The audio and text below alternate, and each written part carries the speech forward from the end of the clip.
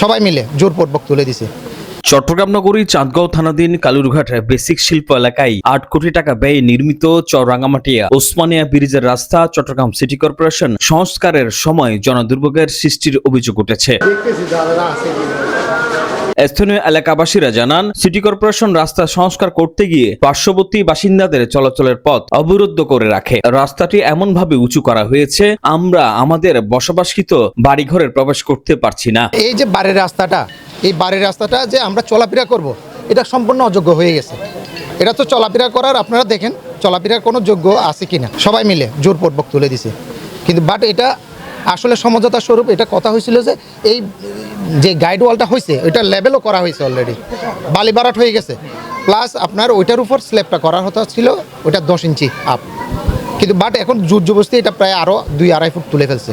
উন্নয়ন করার দরকার আছে, আমরাও চাচ্ছি উন্নয়ন হোক। সমস্যাটা হচ্ছে এটা উঁচু করার কারণে আমরা উঠতে পারতেছি না, আমাদের চলাফেরাটা অসুবিধা হয়ে যাচ্ছে।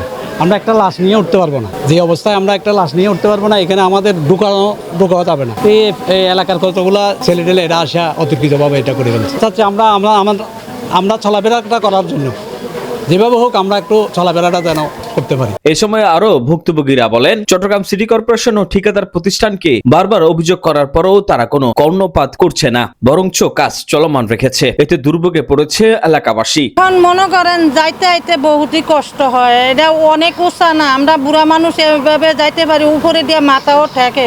কালকে আমি একটা বাড়ি খাইয়া আমার মাথাটা ফুরিয়ে লাইছি।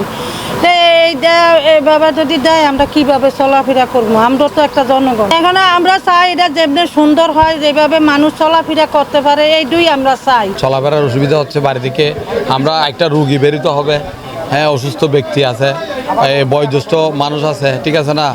এখন আমাদের অনেক অসুবিধা হচ্ছে। সিদ্ধান্ত ছিল যে 10 ইঞ্চি আর উপরে করবে স্ল্যাব সহ ডালাই সহ আর কি, হ্যাঁ এইরকম কথা ছিল। কিন্তু এখন দেখা যাচ্ছে যে এখন যে অবস্থা এটা আমাদের জন্য অনেক উঁচু হয়ে গেছে, এখন আমাদের চলাফেরার অনেক ক্ষতি হচ্ছে, আমাদের অসুবিধা হচ্ছে। এলাকার মানুষ আমরা তো আর বাইরের থেকে না, ঠিক আছে না, আমরাও এই 5 নম্বর ওয়ার্ডের মানুষ, ঠিক আছে না।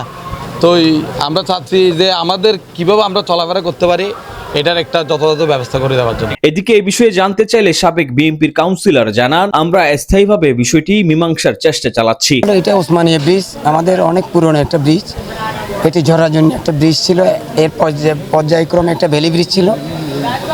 এরপরে চট্টগ্রাম সিটি কর্পোরেশন একটি ডিপিপিতে 7 কোটি টাকার এই ব্রিজটি গ্রহণ করেছে। ব্রিজটা অনেক হাই, যার কারণে অ্যাপ্রোচটা ডাউনে করে করতে হচ্ছে, কোনো জায়গায় ডাউন থেকে একটু আপ করে করতে হচ্ছে। পাবলিকের পুরনো যে বিল্ডিংগুলো এগুলো ডাউনে পড়ে যাচ্ছে, নিচে পড়ে যাচ্ছে, যার কারণে পাবলিকের এই কমপ্লেইন।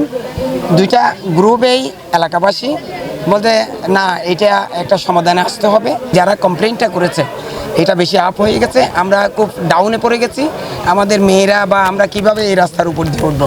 তাই সিটি কর্পোরেশন একটা ডিসিশন নিয়েছে 100 ফিটের মতো ওই রাস্তাটি রানিং তাদের ঘর পর্যন্ত, এটা একদম খুব স্লোপিং করে দেবে, তাদের যেন কোনো অসুবিধা না হয়। একটা ছোট ড্রেনও আছে, ড্রেনও এটার সাথে স্থাপন করে দেবে। সুষ্ঠু তদন্তের মাধ্যমে চট্টগ্রাম সিটি কর্পোরেশনের মেয়র ব্যবস্থা নিবে ও চর-রাঙামাটিয়া ওসমানিয়া ব্রিজের এলাকার মানুষের দুর্ভোগ কমবে, এমনটাই প্রত্যাশা ভুক্তভোগীদের।